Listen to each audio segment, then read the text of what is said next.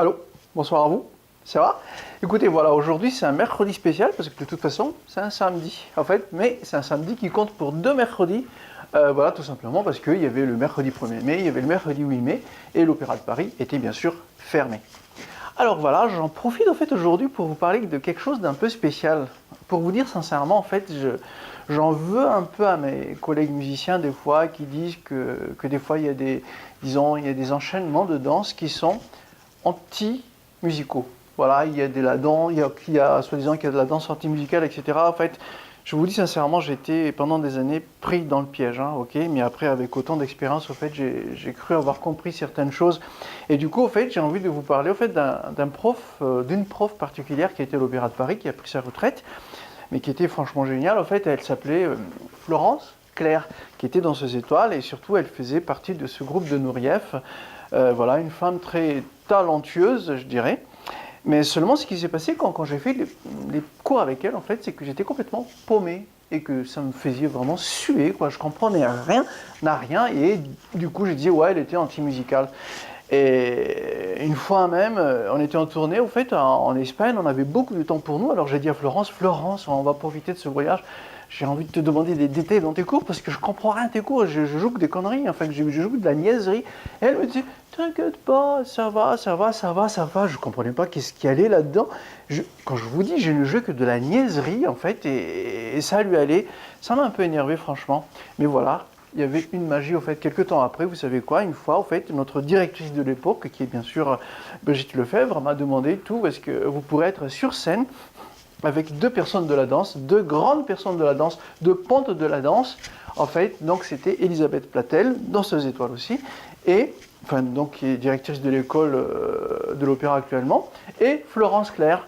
Et en fait, c'était un cours public sur scène, ça s'est passé à l'amphithéâtre de Bastille, et le sujet était autour de la méthode de, je dois lire parce que c'est un nom difficile pour moi, c'était, qu'est-ce que j'ai fait, j'ai éteint l'ordinateur.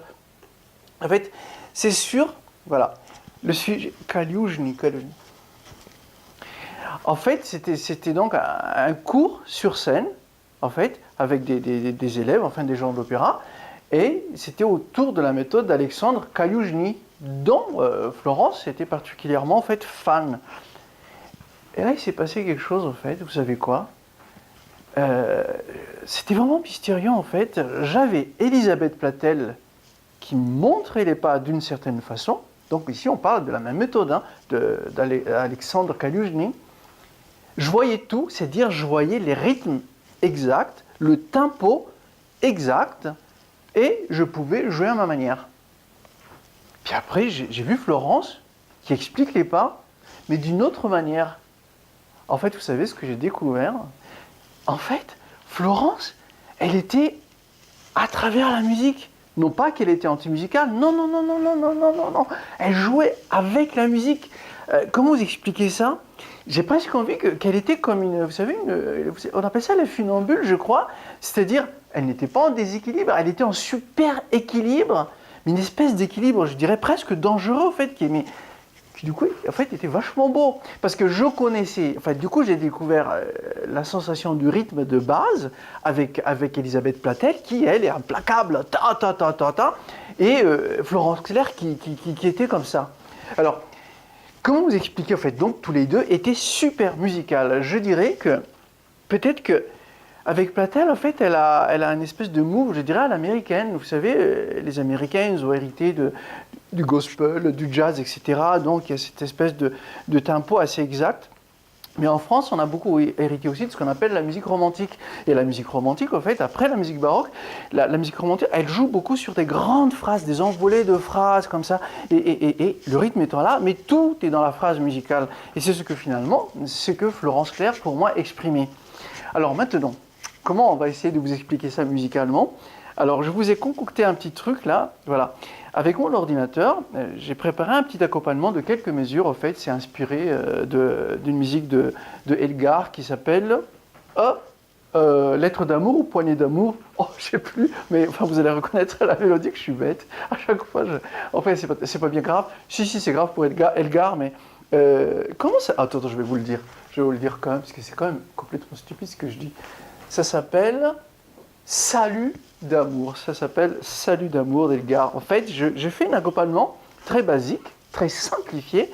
Vous allez voir. Attendez, vous allez même l'écouter, regardez.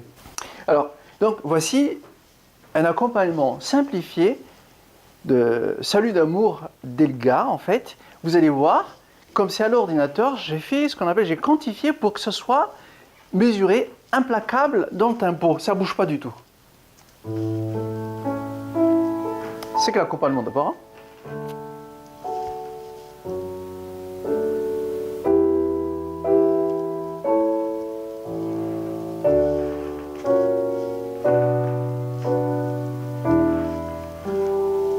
Voilà, etc. D'accord? Et maintenant, en fait, je vais vous montrer en fait, un instrument qui s'appelle Youpi. Ça s'appelle la mélodica, c'est mon instrument d'enfance. Je vais en fait jouer la mélodie avec cet instrument en fait. Vous savez pourquoi? Cet instrument en fait, elle va jouer sur mon souffle. C'est-à-dire, donc c'est presque humain, quoi, comme si on jouait du saxophone ou on jouait, je sais pas quoi, tout ce qui est souffle, on appelle ça, ou de la flûte. Et ce qui me permet quand même de faire, on va dire, une vraie interprétation humaine. Et voilà ce qu'on va faire.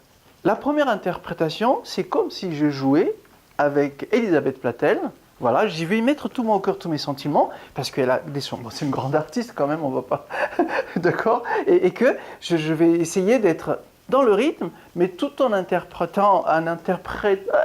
interpréter d'une façon le plus juste possible. La plus juste possible. On y va.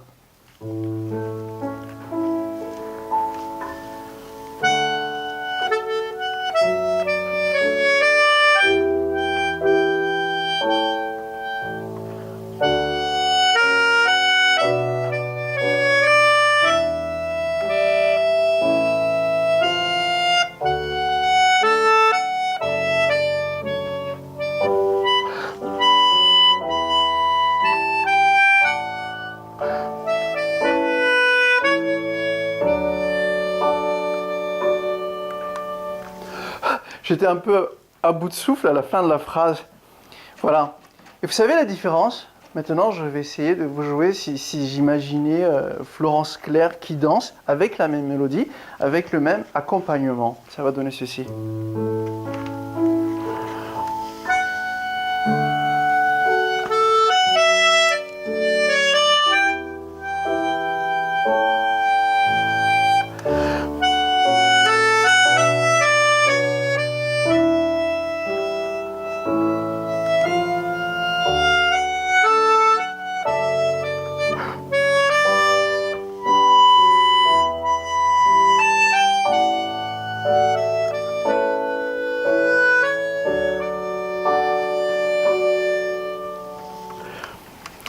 Oh, je ne sais pas si j'ai réussi mon coup. C'était vraiment dur à souffler la deuxième partie. Du coup, je comprends. Je veux dire, en fait, avec la danse, ça doit être un peu pareil, non? Quand vous étirez, voilà. Écoutez, est-ce que je ne sais pas si vous avez senti ce que j'ai envie de vous faire ressentir, en fait. Mais c'est vachement important, en fait, et que quoi qu'on fasse, au fait, la danse, elle est toujours très belle quand les intentions sont là. Et que c'est à nous, les musiciens, de comprendre ces intentions. Et c'est à vous, les danseurs, de nous faire comprendre aussi ces intentions. Au revoir.